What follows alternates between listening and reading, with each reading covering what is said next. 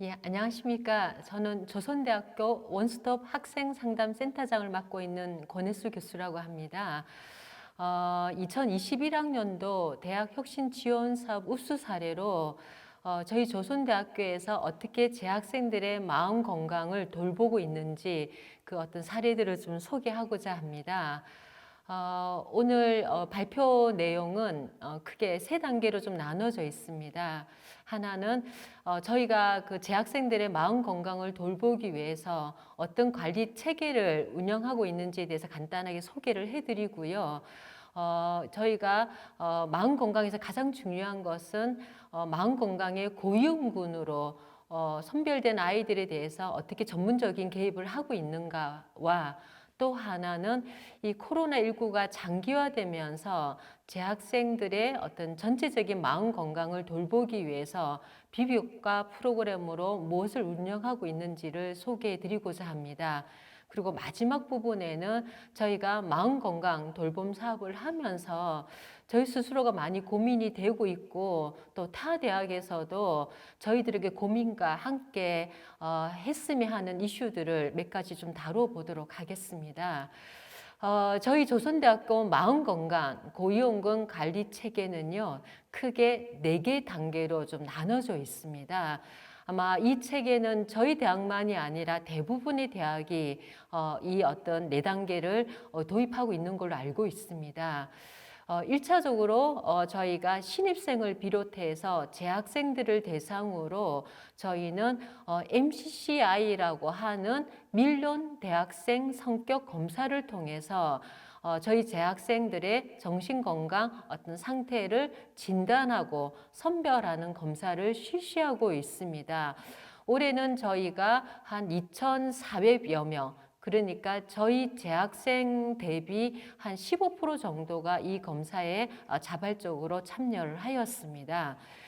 이 검사를 통해서 저희는 저희 재학생들을 크게 3개 유형으로 나누고 있습니다.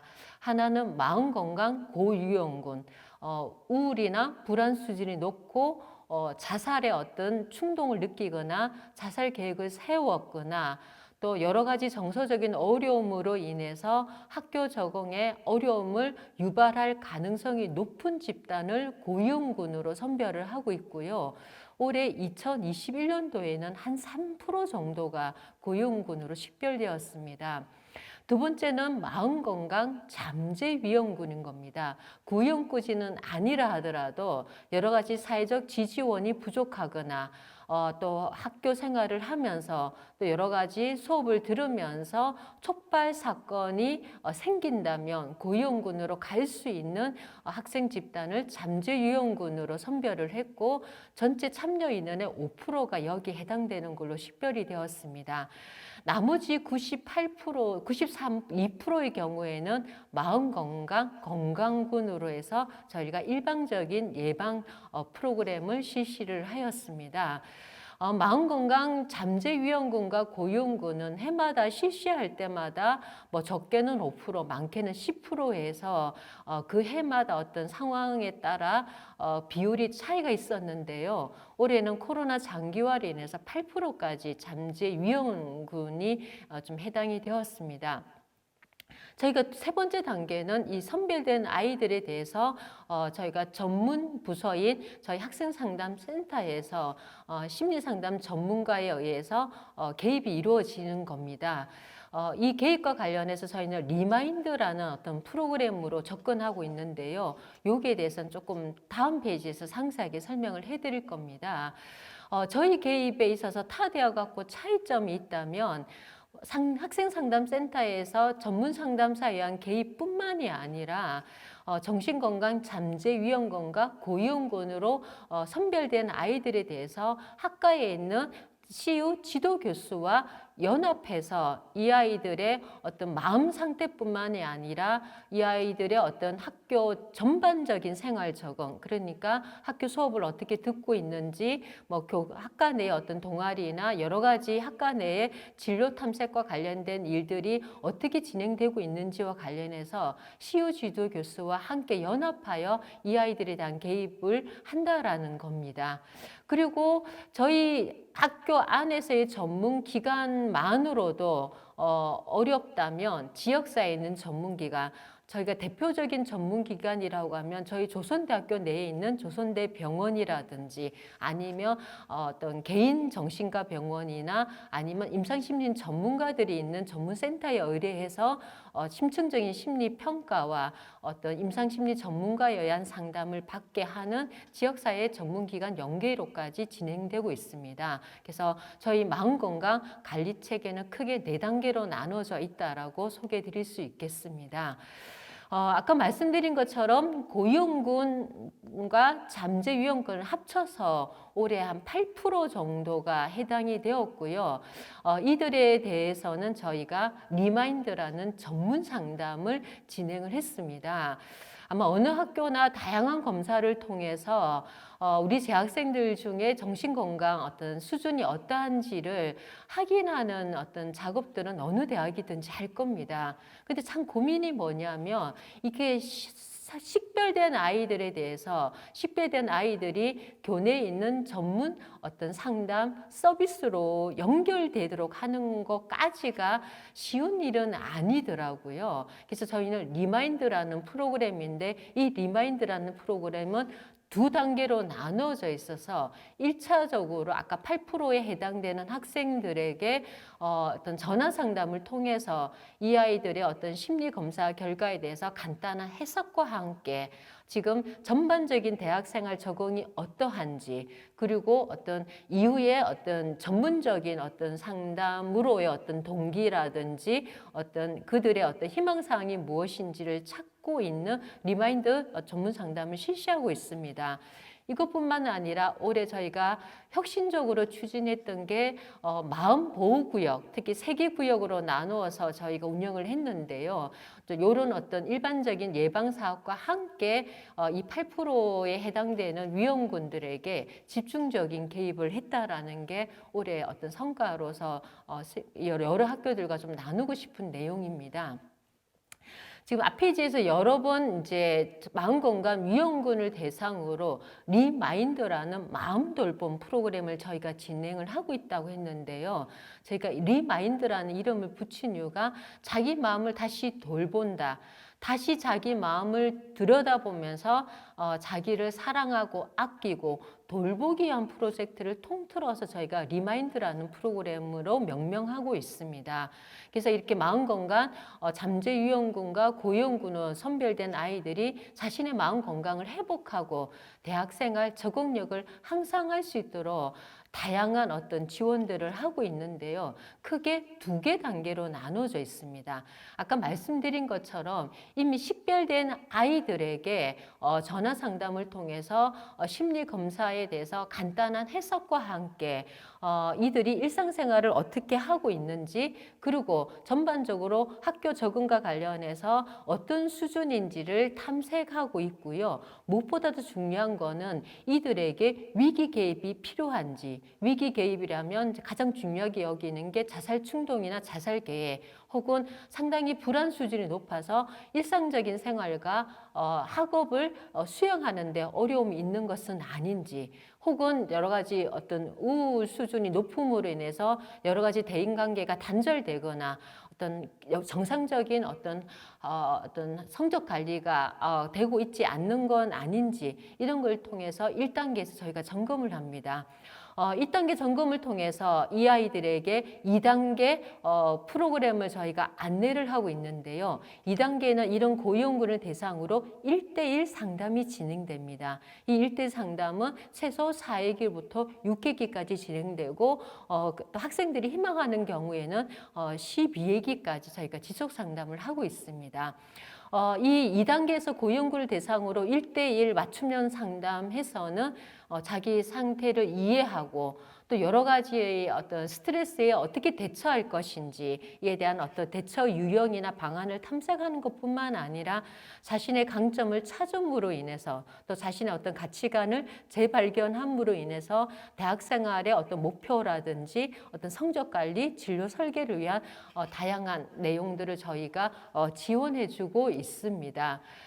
이렇게 그다음 1단계를 지나서 그러니까 두 번째로 저희가 고민하게 되는 게 마음건강 유형군을 대상으로 해서 전문 부서인 학생상담센터뿐만이 아니라 시효 지도 교수하고의 연계에 대한 필요성이 계속 제기되었습니다. 왜냐하면 저희 상담센터에서는 상담실에서 이 아이들이 보고하는 내용에 의존해서 이 아이의 상태를 이해할 뿐입니다. 하지만 이 아이들을 어찌 보면 가장 많이 알고 있고 이 아이들을 가장 최측근에서 도와줄 수 있는 사람은 이들을 실제 수업을 지도하고 있고 여러 가지 진료를 지도하고 있는 시효 지도 교수이지 않나라는 생각을 했습니다. 그래서 지도 교수랑 연계를 해서 이 아이의 어떤 상태를 같이 이해하고 교수님들이 이 아이들의 수업이나 진료 탐색이나 어떤 여러 가지 진료 취업 준비를 하는 데 있어서 이 아이의 상태를 이해하고 조금 더 학과에서 조금 직접적으로 이 아이들을 도와주기 위한 방법들을 함께 논의하는 것으로 시효 지도 교수하고 연계하는 사업을 했습니다. 물론 이 얘기를 들으면서 여러 학교에서 그럼 이 학생에 대한 비밀 보장은 어떻게 되는 거냐? 그리고 지도 교수가 정말 이 아이들을 전문적으로 이렇게 상담을 하거나 지도할 수 있는 역량이 있느냐, 아마 이런 의구심이 드실 겁니다. 저희 학교도 똑같이 많이 고민을 했던 부분인 거고요. 하지만 아까 말씀을 드린 것처럼 학생들의 전반적인 학교 생활 적응력을 높여주기 위해서는 전문 부서뿐만이 아니라 어떤 식으로는 학과 내의 어떤 지도 교수와의 연계의 필요성은 계속 제기가 되었던 거고 이 비밀 보장을 엄격하게 준수하는 범위 내에서 이 학생들을 각 학과에 있는 지도 교수님이 어떻게 지원해 줄 것인가를 오랫동안 저희도 고민을 해왔던 겁니다. 그래서 심리검사 결과에서 모든 내용을 공유하는 것은 아니고요. 일단은 이 지도 교수와 공유를 하겠다라는 거에 대해서 해당 학생으로부터 저희가 사전에 동의를 득한 경우에만 그 결과를 지도 교수와 공유를 했습니다. 모든 내용을 공유하는 것은 아니고요. 특히 이 아이가 현재 어떤 심리 상태에서 이 아이가 수업을 듣거나 학과 내에서 여러 가지 진료 맞춤형 어떤 학과 내 여러 가지 어떤 프로그램을 운영하는 데 있어서 지도 교수가 알아야만 한다고 생각되는 사안에 대해서만 지도 교수와 의견을 나누었습니다. 물론 이 또한도 해당 학생의 동의하에서 진행이 된 겁니다. 뿐만 아니라 이 교수님들이 이 학생을 지도함에 있어서 어떤 것들을 확인하셔야 되는지 행동 관찰은 지도 교수님들이 훨씬 더 정확하게 할 수 있으니까요. 그래서 행동 관찰을 위한 여러 가지 체크리스트라든지 실제 이 아이들을 1대1로 면담을 할 때 어떤 점을 유의해야 되고 어떤 점을 조금 더 집중 점검해 주셔야 되는지 저희가 지도 교수랑 1대1로 계속 일단 협력하면서 1대1로 컨설팅을 하면서 각 교수님들이 이 아이들을 좀 지도하는 형태로 저희가 진행을 하였습니다. 물론 이 과정에서 여러 가지 어려움들이 야기되었고 이거는 마지막 재원 부분에서 같이 얘기를 좀 나눠보도록 하겠습니다. 자, 그러다 보니까 저희가 전체 식별된 학생들이 아까 8%라고 말씀을 드렸고요. 저희가 리마인드 프로그램에 전체 참여한 인원이 67%, 거의 70%에 가까웠습니다. 얼마나 많은 노력들을 저희 전문 상담사가 했는지 이걸 실제 해본 학교에서는 이해를 하실 겁니다. 물론 30%에 대해서도 지속적으로 저희가 전화를 하고 또 문자를 보내서 너의 심리검사 결과에서 반드시 해석 상담이 필요하니 꼭 상담센터를 내방하다라는 문자를 여러 차례 보냈으나 30%는 응답이 되지 않았고요.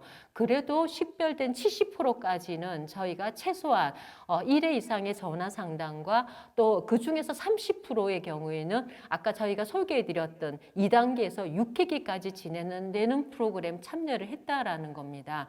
그 결과로서 아이들이 리마인드 프로그램 참여하기 전과 후의 상태를 비교해 봤더니 우울이나 불안이나 스트레스나 여러 가지 어떤 전반적인 상황에서 정서적인 어떤 위험 지표들이 많이 감소된 걸 볼 수 있었고요. 이 어떤 리마인드 프로그램 참여했던 아이들과에 대한 인터뷰를 통해서도 자신의 상태를 알게 되어서 좋았다.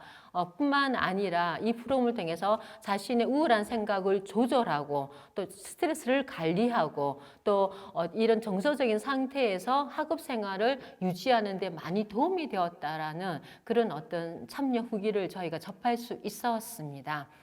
지금까지는 저희가 고위험군을 대상으로 아까 말씀드린 8%가 식별되었지만 그 식별된 아이들의 70%까지 어떤 형태로든 심리검사 해석과 저희가 어떤 심층 상담으로 연결해 드렸고 또 특히 치유 지도 교수하고도 한 50% 이상이 치유 지도 교수로부터 1대1 상담을 받았으며 그 결과로서 여러 가지 정서 지표에서 많이 향상된 걸 설명해 드렸습니다.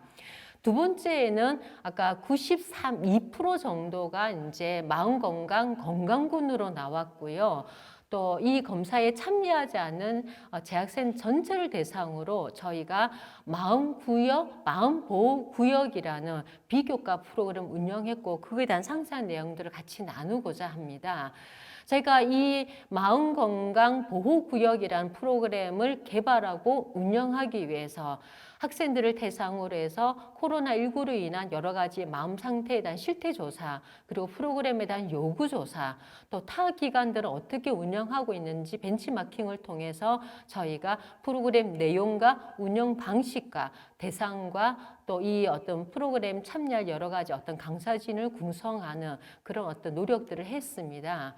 저희가 마음보호구역은 3개 구역으로 운영을 했는데요. 첫 번째 구역은 CU 사이드라는 프로그램 운영한 겁니다. 이 CU 사이드라는 프로그램은 저희가 조선대학교의 CU와 그 다음에 인사이드라는 내면의 합성어입니다. 코로나 장기화로 인해서 저희 재학생들이 특히 4개 감정들에 대해서 어려움을 호소하고 있었고 이 어려운 이 정서를 조절하고 자기 정서 상태를 이해하고 조절하는 어떤 워크숍을 실시했는데 주로 어떤 정서 조절에 가장 효과가 있는 걸로 검증된 인지행동 치료를 기반으로 해서 저희가 이 프로그램들이 진행되었습니다. 블루라고 하면 우울한 감정 상태를 어떻게 이해하고 조절할 것인지, 그 다음 퍼플은 불안과 관련된 거, 레드는 분노와 관련된 정서였고, 특히 블랙이라고 해서요, 여러 가지 이런 어떤 어려운 정서 상태로 인해서 자살 충동을 느끼거나 자살 계획을 했거나 자살을 시도하고 있는 아이들에 대해서 자신의 상태를 이해하고 이런 자살 충동을 억제하고 조절할 수 있도록 여러 가지 인지행동 전략들을 워크숍을 통해서 이제 훈련을 시키고 스스로가 자기 몸을 돌볼 수 있는 어떤 그런 내성들을 키우는데 좀 초점을 두었습니다. 프로그램이 끝나고 나서 저희가 이 참여 후기들을 치유 레터라는 걸 통해서 받았었는데요. 자신의 상태를 많이 알게 되었다. 또 자기가 어떻게 이런 어떤 자기 마음을 돌보게 되는지, 그리고 또 코로나19이지만 비대면 수업이나 여러 가지 어떤 대인관계 부분에서 어떻게 자신을 조금 건강하게 돌보고 또 이런 대인관계를 원만하게 유지할 수 있는지를 알게 되었다라는 그런 참여 후기를 저희가 많이 접할 수가 있었습니다. 저희가 두 번째는 마음보호구역 2구역으로 마음 약방이라는 걸 운영했습니다. 이제 마음에서 이렇게 이름에서 알 수 있는 것처럼요. 이 코로나19가 장기화되면서 스마트폰이라든지 도박이라든지 가몰입, 또 중독 상태까지 이르는 경우를 많이 보았습니다. 그래서 이 중독의 위험성을 예방하기 위한 교육인데요. 그래서 특히 두 가지 스마트폰 가의존 예방 교육과 도박 문제 예방 교육을 중점주로 두었습니다. 아마 각 지역 사회마다 스마트 심 어떤 센터, 그 다음에 도박 문제 또 관리 어떤 센터라는 걸 각 지역마다 있을 겁니다. 저희 학교에서도 지역 사회에 있는 이런 스마트폰 어떤 심 센터나 도박 문제 어떤 관리 센터하고 집중적으로 연계를 해서 강사 지원을 받고 여러 가지 프로그램 지원을 받아서 이 예방 교육을 실시하였습니다. 세 번째 경우에는 마음보호구역, 마음집이라는 걸 운영했었는데요. 일상적인 회복을 위한 정보 압축이라는 의미로 저희가 마음집이라는 이름을 명명해봤습니다. 마음보 상구역에서는요, 일상생활 회복을 위해서 특히 낙관성, 강점, 성장에 초점을 두고 자신이 갖고 있는 성격의 강점을 활용하고 어떤 내면의 어떤 자신의 어떤 자원 뿐만 아니라 어떤 대인관계라든지 사회적 지지원이라든지 이렇게 심리 내적인 외적인 여러 가지 강점과 자원들을 활용해서 일상생활을 회복하는 걸 도와주고 있습니다. 3단계에서 저희가 많이 활용했던 것은 영화 치료였습니다. 이 영화라는 매체를 통해서 친숙하고 또 아이들이 또 흥미롭게 이 프로그램에 참여할 수 있었고 또 영화 치료 전문가를 모시고 아이들이 자신의 마음 상태를 이해하고 여러 가지 대인관계를 회복하기 위해서 여러 가지 사회적 지지원들을 활용하는 것들에 대한 어떤 시사점을 주기 위한 어떤 여러 가지 어떤 영화 치료를 저희가 구성하고 운영을 했습니다. 그 결과 올해 이제 마음보호구역으로 26회가 운영이 되었고 참여 인원도 거의 700명에 가깝습니다. 만족도도 5점 만점에 4.5점이라는 어떤 그런 쾌거를 이루었던 거고요. 또 아이들을 또 참여한 아이들 대상으로 인터뷰를 해봤더니 어떤 자신의 마음 상태를 이해하게 되고 자신의 강점들을 활용해서 비대면이긴 하지만 수업에 적극적으로 참여하고 학점을 잘 관리하고 이 비대면 상황에서도 어떤 대인관계를 원만하게 유지하는 것뿐만 아니라 자신의 가치를 재발견하고 자신의 대학 생활을 새롭게 설계하는 데 도움이 되었다라는 그런 어떤 참여 후기를 접할 수가 있었습니다. 지금까지 저희 학교에서 재학생들의 마음 건강을 돌보기 위해서 어떠한 사업들을 진행했는지에 대한 설명을 해드렸고요. 저희가 성과 어떤 포럼에서 우수 사례로 소개하고 있지만 여전히 미완성인 것 같아요. 그것을 한 3가지로 나누어서 선생님들과 조금 고민을 해보고자 합니다. 일단은 저희가 고용군을 선별하는 것이 가장 중요했습니다. 물론 어떤 일부 학생들의 경우에는 자신의 마음 상태를 알고 싶고 어떤 전문적인 도움을 받고 싶다고 스스로 찾아오는 경우도 있지만 찾아오지 않고 혼자서 고민하고 있고 적극적으로 저희가 손을 내미기까지 자신을 돌보려는 의지가 약한 아이들을 많이 봅니다. 그래서 저희 학교에서는 선제적으로 어떤 형태로든 아이들의 마음 상태를 빨리 파악을 해서 도움이 필요한 아이들에게 적극적으로 다가가는, 찾아가는 어떤 마음 돌봄 서비스를 제공하기 위해서 수년 동안 노력을 해왔습니다. 그러다 보니까 첫 번째로 고민되는 게 어떤 도구를 활용할 때 아이들의 상태를 가장 정확하게 파악할 수 있느냐라는 게 해마다 고민이었습니다. 저희 학교는 작년부터 MCCI라고 해서 밀려 대학생 성격 진단 검사를 통해서 아이들의 마음 상태를 살펴보고 있고 이 마음 상태를 살펴봐서 고용군을 선별하는 것뿐만이 아니라요. 그 검사 결과를 가지고 이 아이들의 다양한 대학생활 적응 지표와의 상관을 저희가 추적하고 있습니다. 예를 들면 이 아이들의 성적이라든지 여러 가지 비교과의 참여율이라든지 아니면 진로 탐색과 관련해서 뭐 이렇게 학과 교수님들과 얼마나 상담을 하고 있고 진로 만족도가 어떻게 되는지를 여러 학교의 대학 적응 지표하고의 어떤 변인과의 상관을 통해서 이 아이들의 어떤 여러 가지 대학생활 적응력을 예측하기까지 저희가 좀 시도를 해보고 있는데요. 하다 보니까 결국 검사 도구를 엄선해야 되는 것과 함께 또 하나 팁으로 얻었던 건 진단 시기를 1학기 하느냐 2학기 하느냐에 따라 결과가 많이 달랐습니다.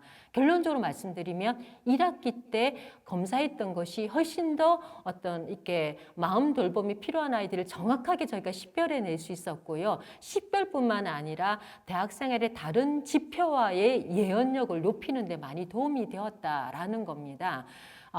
뿐만 아니라 아까 말씀드린 것처럼 저희들은 올해 2021년도에 전체 재학생들의 21%가 이 사업에 참여했던 거죠. 결국에는 저희가 더 적극적인 찾아가는 상담 서비스를 하려면 이 진단에 참여하는 인원들을 더 많이 확대하고 그러려면 학과와 단과대학의 적극적인 협조를 받을 수밖에 없더라고요. 그래서 2022학년도에는 단과대학 협조를 받아서 보다 많은 인원이 참여해서 저희가 더 적극적인 어떤 상담 서비스를 제공하려고 계획 중에 있습니다. 두 번째 경우에는 이 고위험군을 대상으로 저희가 정말 올해 많이 예를 쳐서 67%까지 올렸습니다. 어떻게 해서 67%는 자기 검사에 대한 해석이나 또 어떤 전문 심층 상담까지 참여했는데요. 이들의 경우 상담실을 이용할 의사가 낮고 전반적인 상담 동기가 낮더라고요. 그래서 저희가 그 리마인드 프로그램이 6회기로 구성되어서 참여 동기가 높은 아이들에게 많이 도움을 주지만 동기가 낮은 아이들은 조금 무거운 어떤 프로그램이었나 이런 저희가 고민을 하고 있습니다. 그래서 그 6회기 프로그램은 그대로 두되 조금 더 심리적인 부담이 적은 어떤 프로그램을 가지고 아이들에게 친근감 있게 조금 더 아이들에게 어떤 흥미를 유발할 수 있는 형태로 찾아가서 어떤 형태로든 상담 서비스로 발을 들여놓게 한다면 그래서 상담의 동기를 높인다면 아이들이 적극적으로 상담센터 운영되는 다양한 프로그램들을 참여하지 않을까 그런 어떤 계획들을 세우고 있습니다. 세 번째, 저희 학교의 특수 사례라고 하면 고위험군에 대해서 상담센터뿐만이 아니라 학과의 지도 교수의 협력을 요구했고 아까 말씀드린 것처럼 51% 정도는 지도 교수들이 관심을 가지고 이 아이들의 여러 가지 어떤 수업이라든지 다른 어떤 전공 학과에서 이루어지는 여러 가지 프로그램들을 지도해 내는 그런 쾌거를 좀 이루었습니다. 근데 여전히 비밀 보장의 문제, 또 아이들이 원치 않는 경우에 학과 교수가 개입하기 여지가 여전히 좀 어렵다라는 부분들은 한계로 남고요.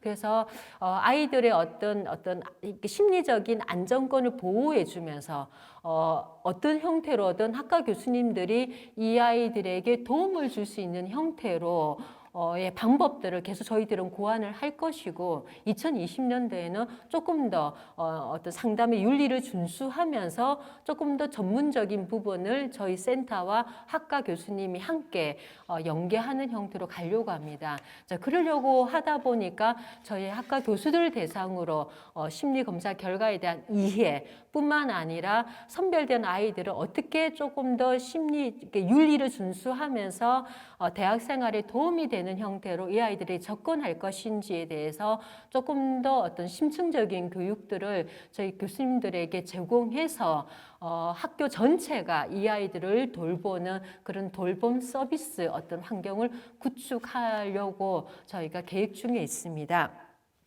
이제 마무리 짓도록 하겠습니다. 저희가 올해 2021학년도 대학 혁신 지원 사업으로 저희 대학생들에 대한 어떤 마음 건강, 어떤 돌봄 체제들을 어떻게 구축하고 운영하였는지를 소개해 드렸습니다.